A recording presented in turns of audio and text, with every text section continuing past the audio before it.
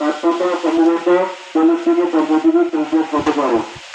স্বাভাবিক পানি পান করে ধীরে ধীরে গরম পানি ঠান্ডা পানি ব্যবহার করুন। তাপমাত্রা যখন 40 ডিগ্রি সেলসিয়াসে পৌঁছে গেছে তখন খুব ঠান্ডা পানি পান করবেন না, কারণ এতে রক্তনালী হঠাৎই সংকুচিত হয়ে হঠাৎ স্ট্রোক হতে পারে। যখন বাইরের তাপমাত্রা 38 ডিগ্রি সেলসিয়াস অতিক্রম করে তখন ঘরে চলে আসুন বা খাওয়ার জন্য অবস্থান করুন।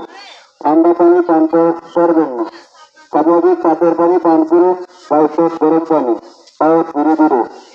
ঘরে এসে হাত পা মুখ ধুবেন না। হাত মুখ ধোয়ার আগে একটু অপেক্ষা করুন, যেহেতু ঘরের কাপের সাথে হাত কেটে দিন। অন্তত আধা ঘন্টা অপেক্ষা করুন হাত মুখ ধোয়ার আগে বা গোসলের আগে। অল্প অল্প করে বারে বারে স্বাভাবিক পানি পান করুন। জুস বা এ জাতীয় পানি পরিহার করুন। স্বাভাবিক শরবত বা লবণ পানি শরবত পান করতে পারেন, যদি তা আপনার জন্য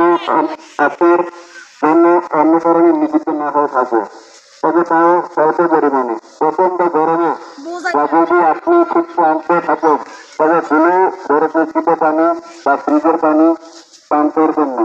যদি এই সময় ঠান্ডা পানি খুব ভালো লাগে তবে শরীর প্রশান্তি বা বেঁধে কিন্তু